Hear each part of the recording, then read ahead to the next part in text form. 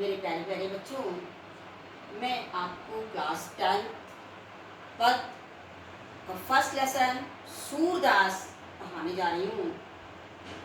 तो सभी बच्चे बहुत ध्यान से इसको पढ़ेंगे और समझेंगे, और समझने के बाद जब इसका आप अर्थ समझ लेंगे तब आप इसमें के जो क्वेश्चन हैं वो कर पाएंगे।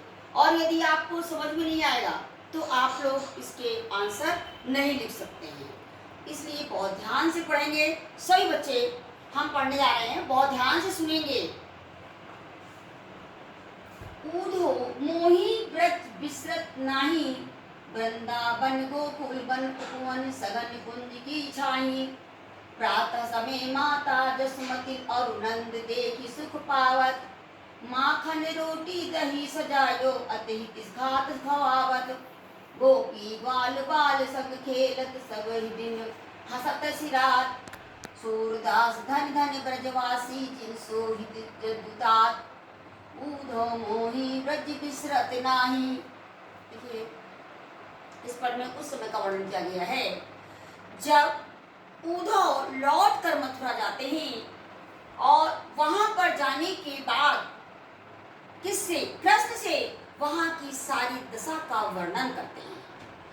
तो जब कृष्ण से सारी दशा का वर्णन सुनते हैं तो उद्धव से क्या कहते हैं कृष्ण कि मुझे उद्धव मोहि व्रज बिसरत नाही, मुझे आज भी ब्रज याद है। उद्धव हे उद्धव, मुझे जो ब्रज है वो भूलता नहीं है। वृंदावन गोकुल वन उपवन सघन कुंज की छाई।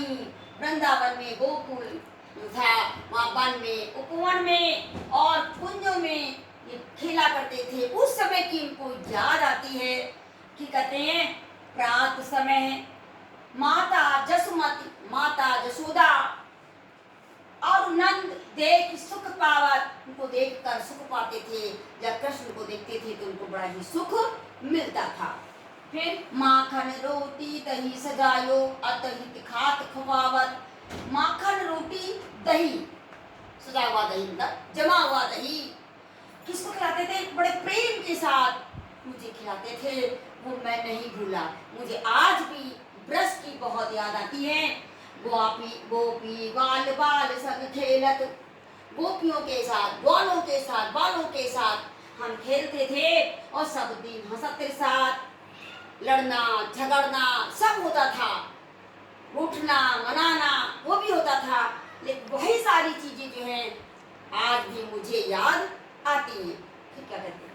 सूरदास धन धन ब्रजवासी जिनसो हित जदुतात।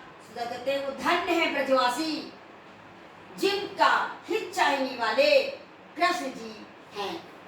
तो कृष्ण जी सभी लोगों का हित चाहते हैं और सभी लोगों को एक समान वो समझते हैं। तो श्री कृष्ण जो है उद्धव से कहते हैं आज भी मुझे ब्रज बिसरता नहीं है। तो ये थी इसकी व्याख्या, आपको समझ में आ रही होगी। अब इसके हम क्वेश्चन पढ़ते हैं।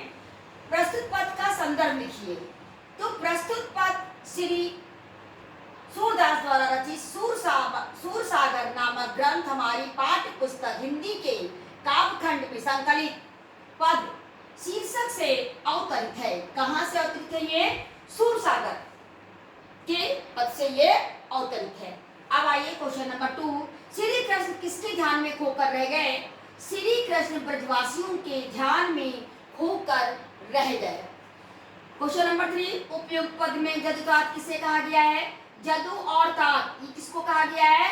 ये किसको? कृष्ण को कहा गया है। किसको कहा गया है? कृष्ण को। तो उपयुक्त पद में जदु और तात कृष्ण को कहा गया है।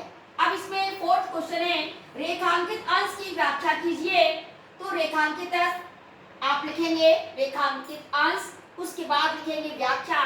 गोपी ग्वाल बाल संग खेलत सब दिन हसत रात, और सूरदास धन धन ब्रजवासी जिनसो हित जदुतात। देखिए, गोपियों के साथ, ग्वाल बालों के साथ हम खेलते थे और लड़ना झगड़ना सब होता था।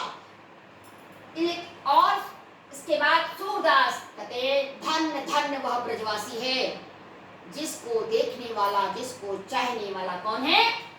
कृष्ण जी हैं। तो ये थी आपकी व्याख्या और आपके क्वेश्चन आंसर। अब आपको समझ में आ गया होगा, इसको जरूर पढ़ लेंगे और इसके आंसर आप लिख लेंगे।